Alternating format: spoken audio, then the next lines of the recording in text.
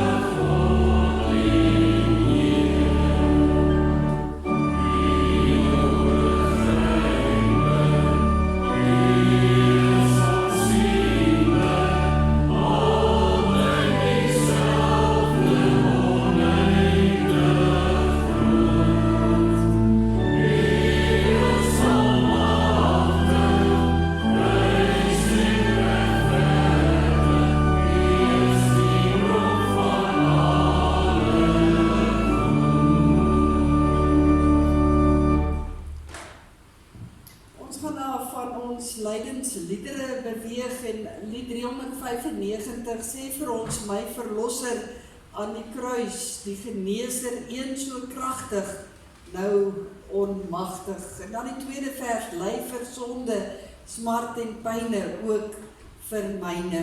Kom ons sing die 3 verse saam en ons rig daarmee ons wese ook op die verlosser aan die kruis.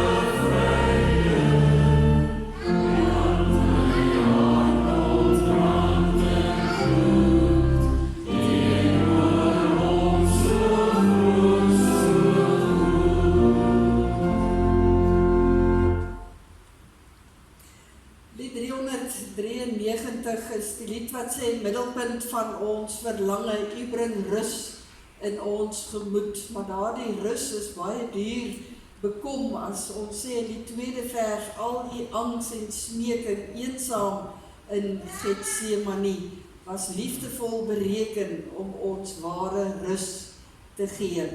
U sterf die sondelose in ons plek op Golgotha. Ons sing die eerste vers en ook die tweede vers.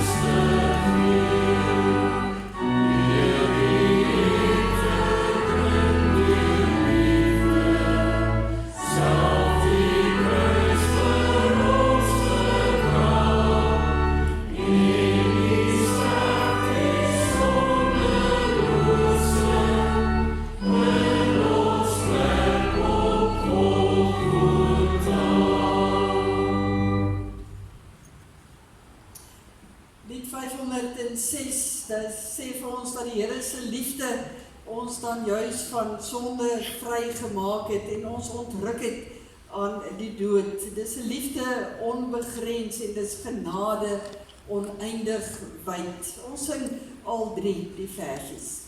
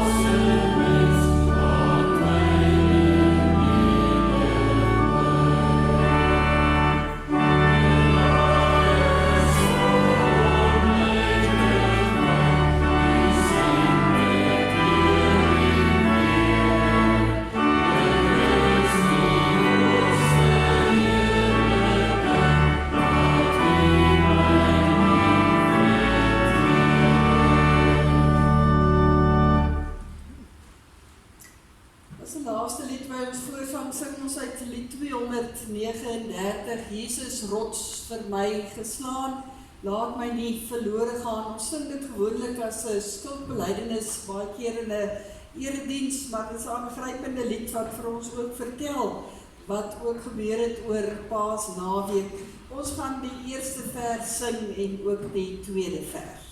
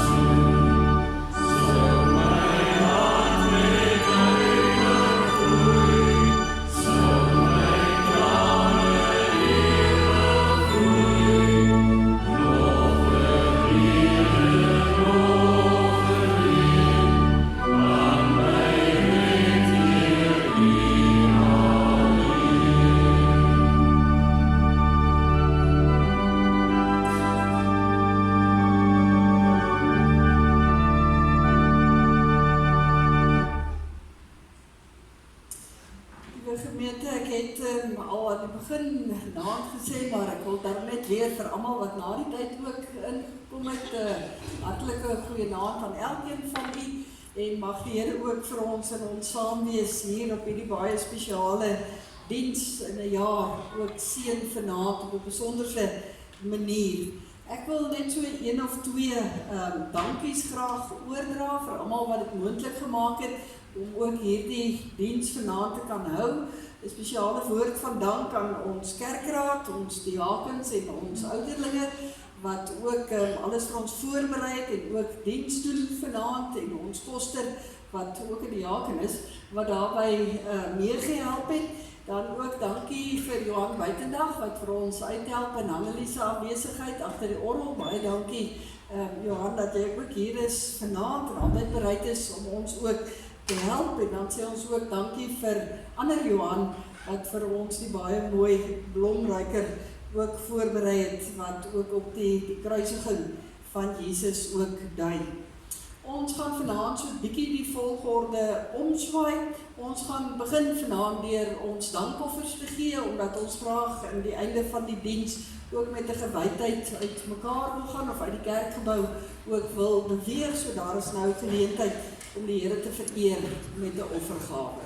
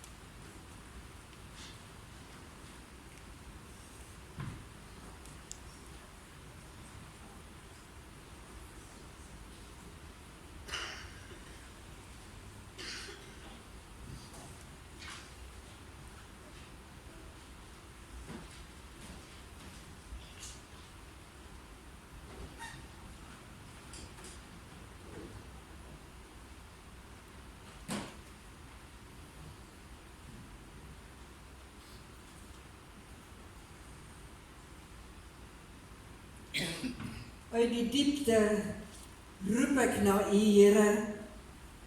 Luister tog na my Here. As U ons sondes in aanmerking sou neem, wie sou daar nog bestaan? By U is daar vergifnis. Daarom word U steeds gedien. Amen. Geliefdes, genade en vrede van God ons Vader, die Heerser oor lewe en dood. Genade en vrede van ons Here Jesus Christus, wat uit die dood opgewek is. Genade en vrede van die Heilige Gees, ons lewendmaker. Ons sing 'n lied tot eer van die Here uit lied 478. Dis die lied wat ons ken, op vaste fondamente het God sy kerk gebou. Ons gaan egter die tweede en die vierde vers saam sing. Hy roep uit alle volke volk vir hom te saam. Een in geloof en werke, een in sy heilige naam. Dan hy gee die brood en die beker, hy gee die heilige doop om ons te verseker, hy het ons duur gekoop. En dan vra ons in die vierde vers, dat die Here dit in ons harte sal skryf, dat ons dit nooit sal vergeet, dat ons die kruis altyd voor oë sal hou. Kom ons sing staan in die tweede en die vierde vers, en dan kan jy weer die plekke inneem.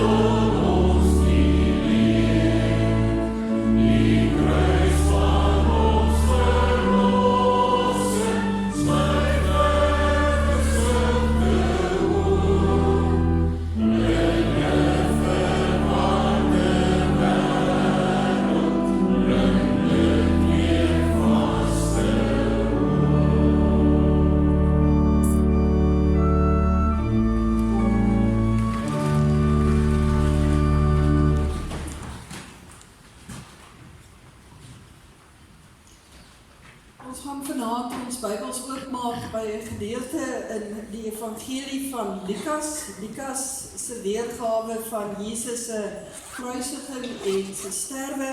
Lukas 23 gaan ons lees vanaf vers 26.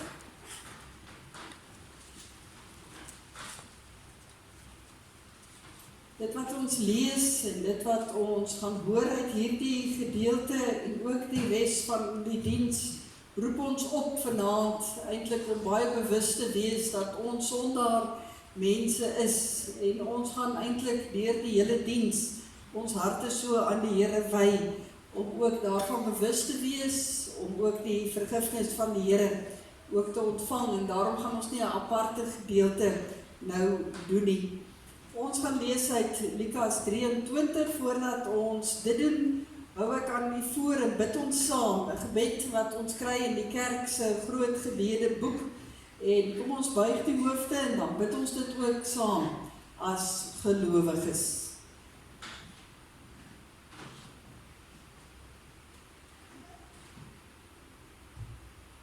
Here, my verlosser, op hierdie goeie dag staan staan ek voor u kruis, deel van die skare wat met afgryse sien, hoe u mag en heerlikheid gewillig prys gee vir 'n bitter, eensame dood.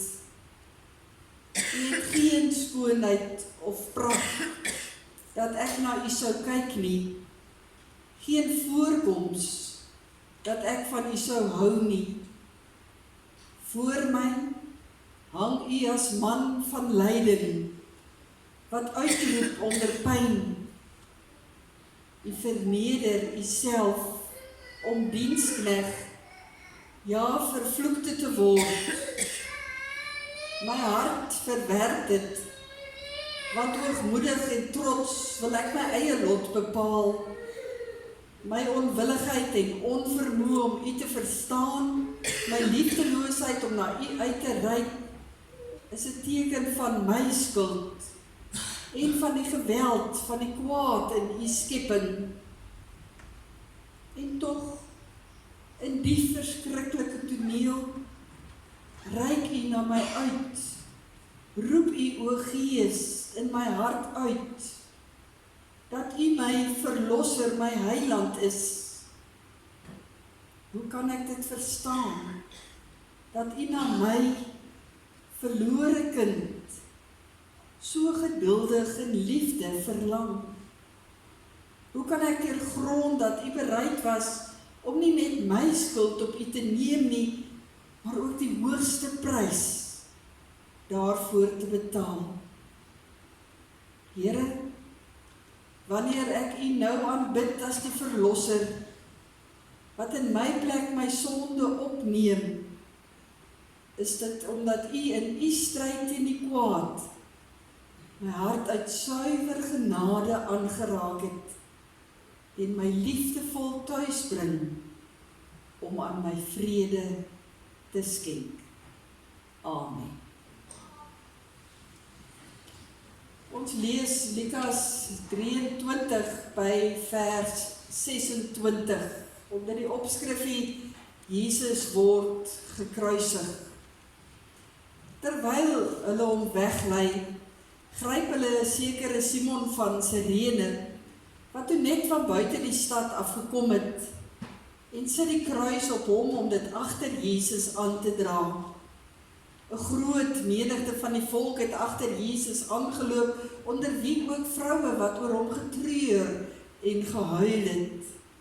Maar Jesus het na hulle toe omgedraai en gesê, vroue van Jerusalem, moenie oor my huil nie, huil oor julleself en julle kinders, want daar kom dae waarin hulle sal sê, hoe gelukkig is die onvrugbare vroue en die wat nooit 'n kind in die wêreld gebring het of gevoed het nie.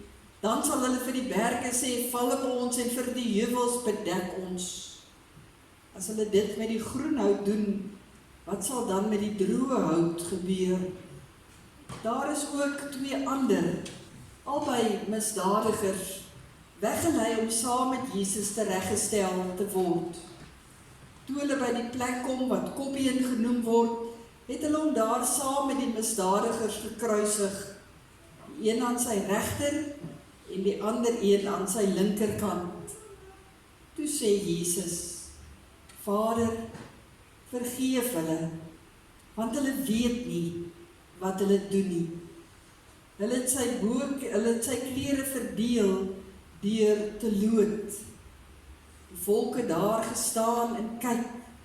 Hulle raadslede het hom ook uitgelag en gesê, ander het hy gered, laat hy homself red as hy die Christus is wanneer God uitverkies is. Ook die soldate het vorentoe gekom en hom bespot. Hulle het vir hom suur wyn aangebied en gesê, as jy die koning van die Jode is, red jouself. Daar was ook 'n opskrif bokant hom, dit is die koning van die Jode. Een van die misdadigers wat daar gehang het hom gelaster deur te sê, is jy dan nie die Christus nie, red jouself en ons ook.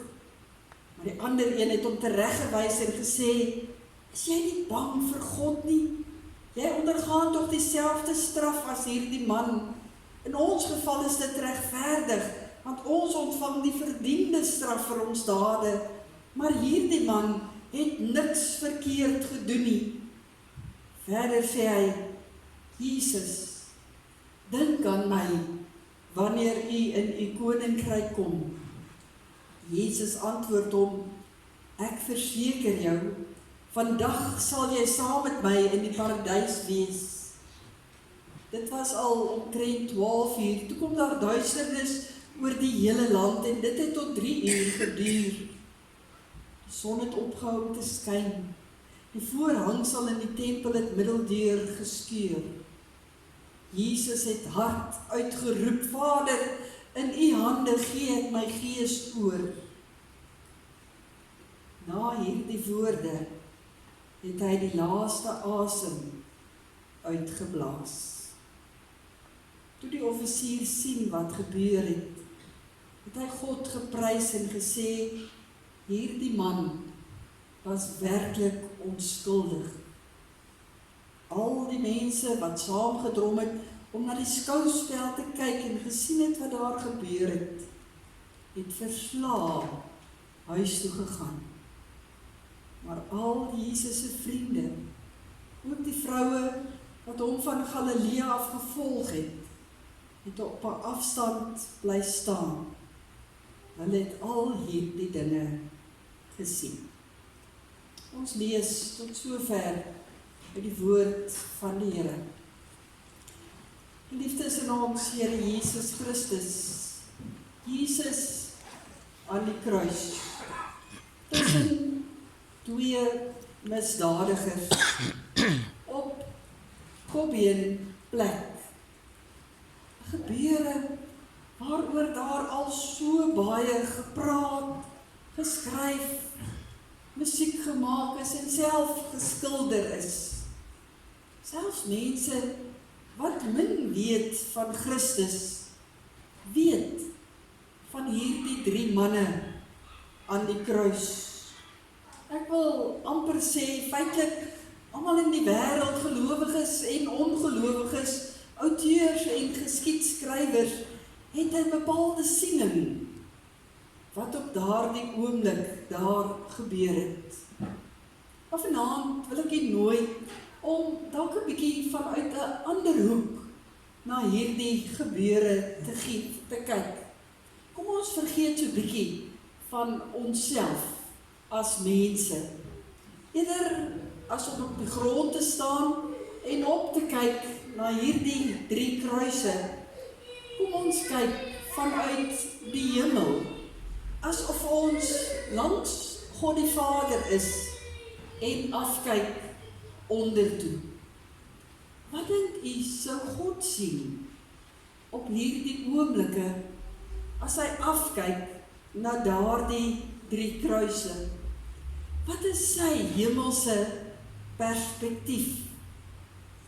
Sien God die kruis en die spykers? Sien God die mense wat spot en God laster?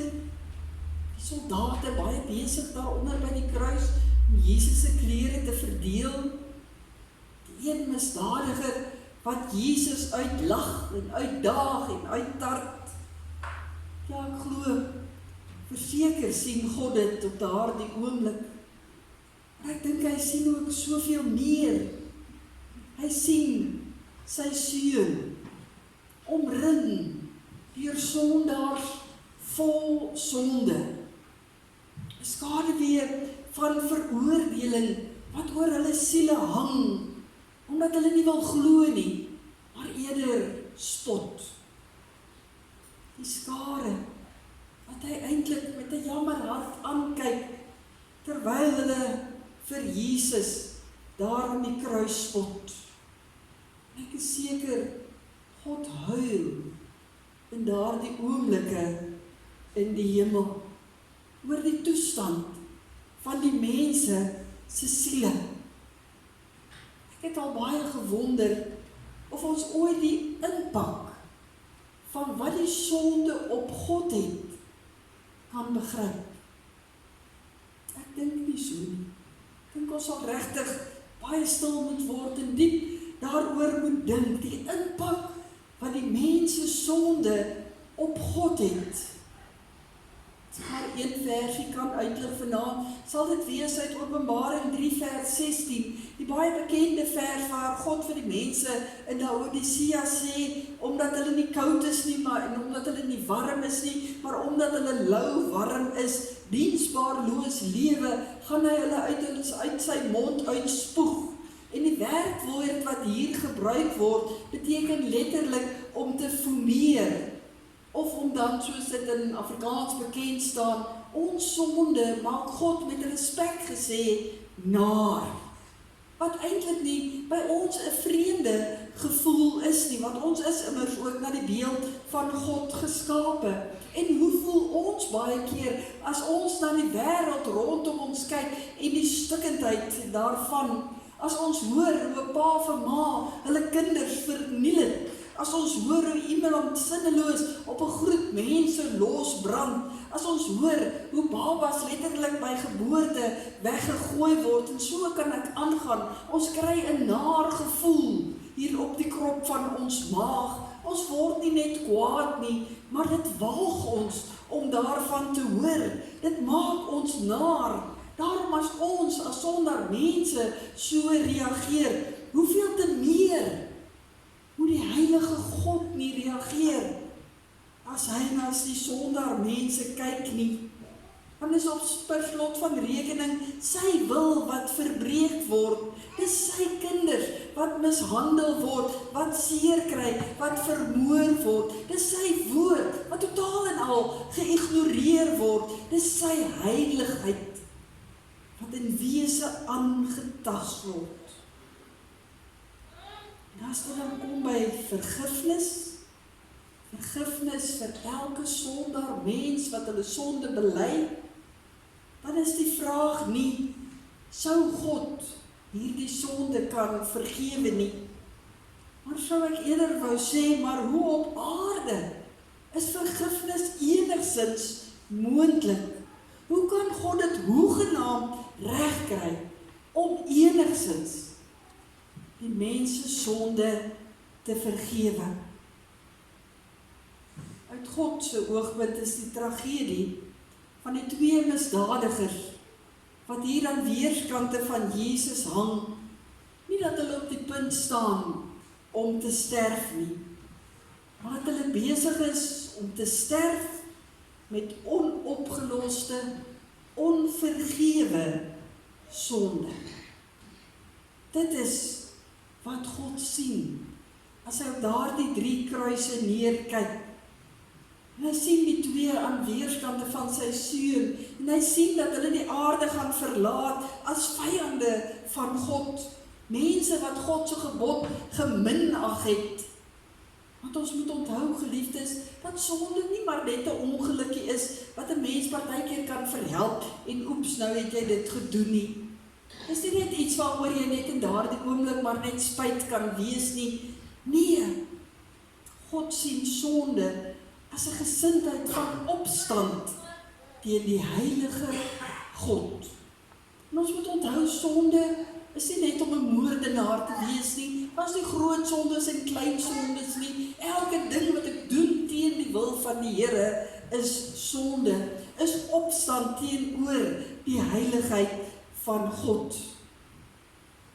Met dit as agtergrond, vertel Lukas vir ons wat in hierdie gedeelte gebeur het. Hy vertel vir ons van die opskrif bo Jesus se kop, waar die eerste misdadiger dit gelees het en gehoor het hoe Jesus bid vir die wat besig is om hom te kruisig.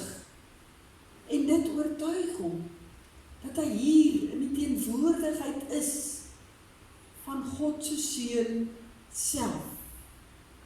Ander misdadiger het 'n ander opinie gehad. Ons lei dit duidelik af uit sy woorde as hy vir Jesus spottend vra, maar is jy nie die Christus nie, red dan jouself en red sommer ook vir ons. En Jesus kry nie eers kans om te antwoord nie, die ander misdadiger wat aangeraak word deur dit wat hy sien, daar rondom hom en veral daar langs hom, vra hierdie vraag: is jy nie bang vir God nie? die heilige God. Ons straf is regverdig, want ons ontvang die verdiende straf vir ons dade, maar hierdie man het niks gedoen nie. En uiteindelik wil ons uitroep, is hier daarom iemand wat vir Jesus verdedig? Want tot op hierdie punt het dit glad nie gebeur nie. Petrus het weggevlug, die disippels het gaan wegkruip, die Jode het net beskuldig, Pilatus het sy hande gewas, en 'n mens wil amper vra, maar hoekom doen niemand iets nie? Hoekom sê niemand iets nie? En uiteindelik, hier is 'n misdadiger wat sê, maar is jy nie bang vir God nie? Hierdie man is onskuldig. En daarom dan sy versoek, Jesus, dink aan my, wanneer u in die koninkryk kom. En Jesus dink die 2 keer nie, hy verseker hom dadelik, vandag sal jy saam met my in die paradys wees. En vir diegene daar aan die voet van die kruis en die ander misdadiger, was hierdie gesprek tussen Jesus en die misdadiger wat tot geloof kom, seker vergaande. Hulle kon nie indink dat hulle dit hoor nie. Dit was vir hulle uiters vreemd en eigenaardig. Hulle kon seker nie lekker hulle ore glo nie. Want hoe is dit dat 'n misdadiger dan op daardie oomblik van die paradys verseker kan wees? Hoe kan 'n siel deurtrek en bevlek met sonde sy hele lewe lank, en nou hier in die hemel kom? En as hulle dit nie kan sien nie, weet ons vandag dat dit moontlik is. Sonde van die misdadiger het hom verlaat, net as het ware na Jesus beweeg. En nie net die foutjies wat hy gemaak het in sy lewe hier en daar nie. Nie alles. Al sy sonde van heel sy lewe, al sy geskreeu, al sy gevloek, elke bose gedagte, elke verkeerde daad, elke verkeerde gesindheid, sy hebsug, sy sonde, wat hy ook al gedoen het, dit alles het letterlik na Jesus beweeg en het vir Jesus totaal en al bedek. En daarom is dit wat God naarmaak. Alles op Jesus. Nie net van die een misdadiger nie, maar ook van elke ander sondaar mens. En van Jesus af het sy reinheid, sy sondeloosheid, sy heiligheid oorbeweeg na die misdadiger langs hom. Het die misdadiger bedek, soos 'n pa die verlore seun 'n kleed omgehang het, so klee Jesus nou hierdie misdadiger en uiteindelik elke sondaar. Nie net met 'n skoon kleed nie, maar met homself. Met ander woorde, die een sonder sonde word nou vol sonde, en die een vol sonde word heeltemal sondeloos, word vlekloos voor God. En dit bly myns insiens een van die mees onverstaanbare uitruilings wat daar nog ooit gebeur het. Paulus probeer dit in Galasiërs 3 vers 13 vir ons beskryf, as hy sê, Christus het ons losgekoop van die vloek wat dit meebring, deur in ons plek die vervloekte te word. Ek weet dat die woord ons vertel dat Jesus sy kruis na Kobbeen plek gedra het, dat Simon van Sirene op 'n stadium moes help, want die lyding waardeur Jesus al tot op daardie stadium gegaan het, was so erg, vir ons verstandjies dink ek heeltemal onverstaanbaar, sodat Simon moes oorneem. Maar eintlik het Jesus nie eers sy eie kruis gedra nie, en Simon van Sirene ook nie Jesus se kruis gedra nie. Jesus het ons kruis as sondaar mense gedra. En die een wat meer is, die enigste rede hoekom hy ons kruis gedra het, was vir ons. Ons wat eintlik ook by wyse van spreke misdadigers is, want ons is sondaars. Dit was daarom ook nie vir sy dood, wat hy gesterf het nie, nee, maar ons dood, nie vir sy sonde nie, maar vir ons sonde. In 2 Korintiërs 5 vers 21 lees ons dit, Christus was sonder sonde, maar God het hom in ons plek as sondaar behandel, sodat ons vrygespreek kan wees. Daarin moet ons vashou, elke oomblik van ons lewe. Alles van ons verkeerdhede kom op Jesus. En al sy reinheid en goedheid en sondeloosheid kom op ons. En daarom moet ons sy heiligheid uitstraal.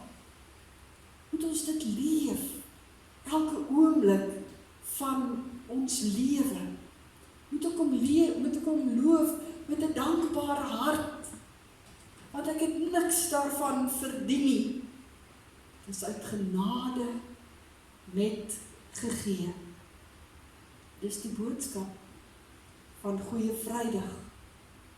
Jesus wat sterf, sodat ek kan lewe. Hy stap weg, by wyse van spreke, onder die kruis van ons sonde, sodat ons as heiliges na God kan gaan. Verstaan ons regtig wat daar gebeur het? Nee, ek dink nie ooit die diepte van dit alles nie. Maar die vraag is, hoe raak die kruis van Jesus vir my en vir elkeen van ons? Hoe raak die kruis van Jesus in 2026 vir ons? Amen. Liefdes, ek gaan nie die gebruikelike nagmaalsformulier aan u voorhou nie. Ek gaan wel net enkele punte uitlig, want vanaand is 'n herinneringsmaaltyd wat ons regtig laat terugdink aan daardie donderdag aand toe Jesus ook die nagmaal ingestel het en die hele atmosfeer gelaai was met dit wat daardie aand verder sou gebeur. Judas se verraaiing en uiteindelik Jesus se gevangenskap en dan die nag waarin hy gemartel is en waar hy gelei het tot 'n Goeie Vrydag waar hy aan die kruis hang. Op Goeie Vrydag waar hy uiteindelik sy lewe vir ons gee. En daarom vanaand sit ons aan 'n nagmaalstafel aan, soos die disippels ook saam met Jesus aan die nagmaalstafel aangesit het. En soos wat Jesus die brood uitgedeel het en die wyn uitgedeel het en vir hulle gesê het, gebruik dit tot my gedagtenis. Dink aan my, die sondelose, wat al julle sonde op my sou neem. Hierdie tekens moet ons dit altyd laat onthou. Hoe Jesus se koms na hierdie wêreld, van sy geboorte af, dwars deur sy lewe, uiteindelik tot in die graf, 'n pad was van vernedering, van spot, van uitjou, van minagting. En ons moet nie dink dat een enkele oomblik vir Jesus maklik was nie.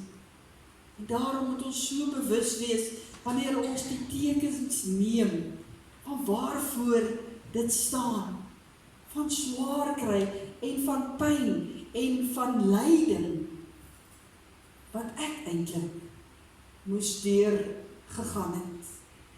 Ons kan ons dit nooit ooit indink nie, maar vanaand gaan ons so bietjie uit ons eie gerief uitskuif. Die gerief van om 'n sagte, heerlike broodjie te neem en 'n heerlike soet slukkie wyn. En ons gaan vanaand smaaklose brood en bitterwyn drink, om sodoende iets van die realiteit van Goeie Vrydag van ons lewens deel te maak. En dan is dit maar nog net 'n druppeltjie van die opoffering van wat Jesus vir ons gedoen het. Sodat ons uiteindelik as koningskinders kan leef, as vrye mense kan leef, as dankbare mense kan leef. As mense wat brand om saam met Jesus in die hemel te wees. Mag ons vanaand deur hierdie tekens weer die erns van Goeie Vrydag besef. Mag ons dan as verloste mense gaan lewe en Sondag hier by mekaar kom met die lied op ons lippe. Ons Heer het opgestaan. Terwyl die tafel vir ons in gereedheid gebring word, gaan ons die kruisgebeure weer voor ons oë laat afspeel as ons lied 396 se 3 verse saam sing. Kom ons sing dit staande terwyl die tafel in gereedheid gebring word en die kerkraad hulle plekke inneem.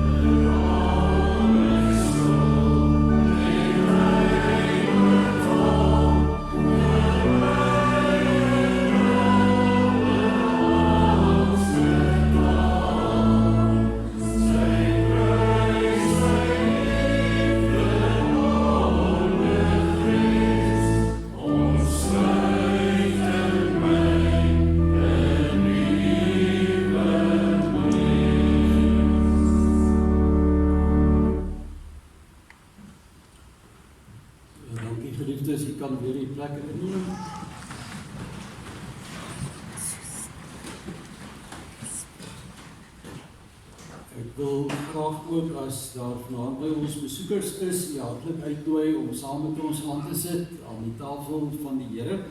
Ons gebruik is hier om eers die tekens van die brood en die wyn uit te deel. Ons vra dat u dit vriendelik maar net by u sal hou. As almal dit ontvang het en die diakens ook bedien is, gaan ons die tekens instel en dan gaan die gemeente dit saam gebruik.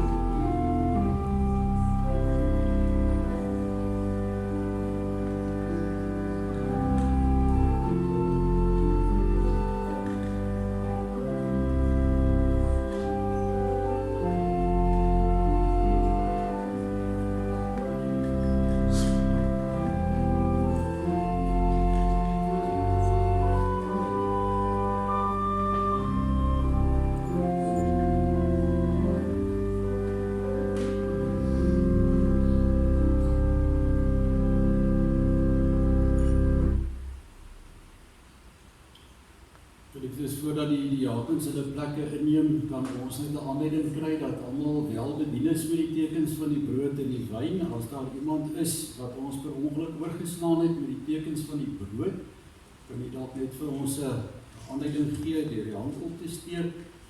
En dan dieselfde ook met die teken van die wyn. Lyk dit vir my almal is bedien, dan kan die diakens ook bedien word.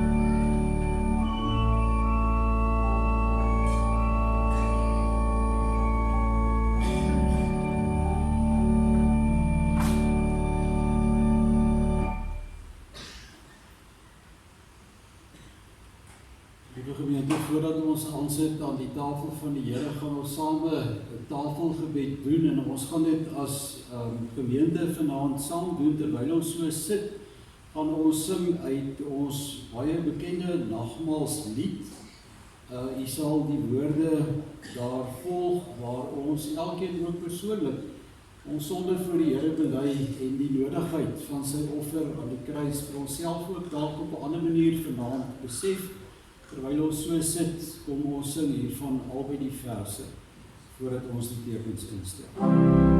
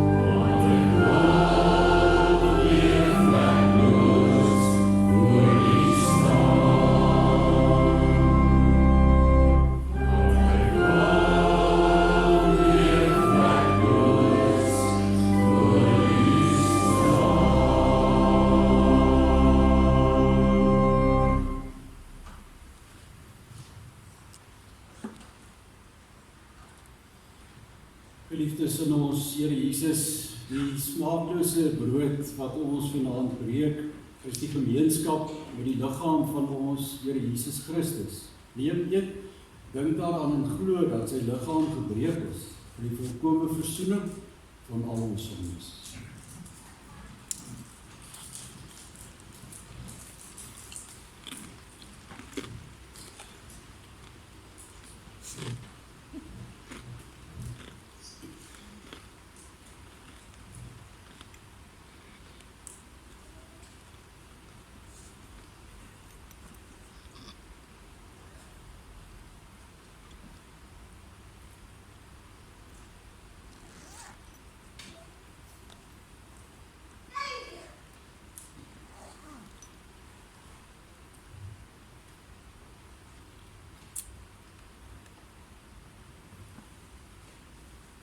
Liefdes, die bitterwyn waarvan ons vanaand drink is die gemeenskap met die bloed van ons Here Jesus Christus. Neem, drink daaruit en glo dat ook sy bloed gevloei het vir die volkome afwassing van al ons sondes.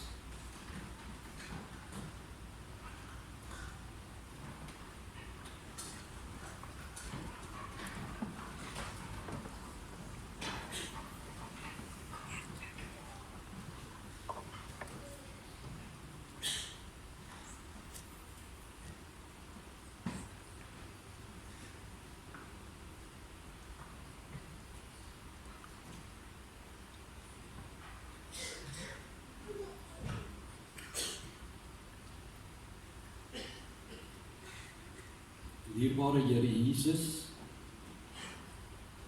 baie dankie dat ons vandag uit die markplein van die wêreld hier na u huis toe kon kom. Op 'n gewone weeksaand waar ons eintlik baie diep onder die indruk gekom het van 'n stuk in 'n wêreld waarin ons lewe. Baie dankie dat ons in die aanduur soos die disippels van ouds in u teenwoordigheid kan wees, terwyl ons hier gesit het onder die geklank van u woord, waarin ons in ons gedagtes ook teruggeneem is na die gebeure van Goeie Vrydag. Dankie Here dat ons na 7 weke in ons kerk, waar ons vir 7 weke lank ook oordink het die sin en die betekenis van u lyding, dat ons hier vanaand met ons sintuie ook ietsie, 'n klein ietsie kon belewe van daardie ruiltransaksie wat dit vir u gekos het. As ons aan 'n stukkie droë en smaaklose brood gekou het, en as ons bitter vloeistof vanaand gedrink het. Here, mag u deur die Gees vir ons hier uitstuur in 'n stille toewyding vanaand, as ons deur hierdie hele naweek onthou dit wat u gedoen het vir 'n gebroke wêreld, maar persoonlik vir elkeen van ons.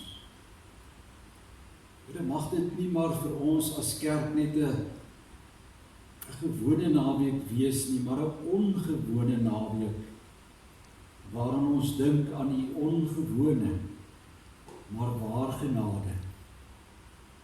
Here, dankie dat ons elkeen vanaand bloot voor u kon wees. Dankie dat ons weet u deurgrond elke hart. U ken ons lewens. U ken ons gedagtes. En dankie Here dat u vir ons gegee het wat nodig is, dat ek die ewige lewe kan hê. Ons loof en prys u daarvoor, Here, en vir die voorreg wat ons nou gehad het. Mag dit bereik waarvoor u dit gestuur het, en hoekom u vir ons dit laat onthou het. Amen. Liefdes, ons gaan ons vrugte hier in die kerkgebou sluit deur saam te sing uit liedboek 500, ek moet nou net die nommer kry, 512, nader my God by u nog naderby.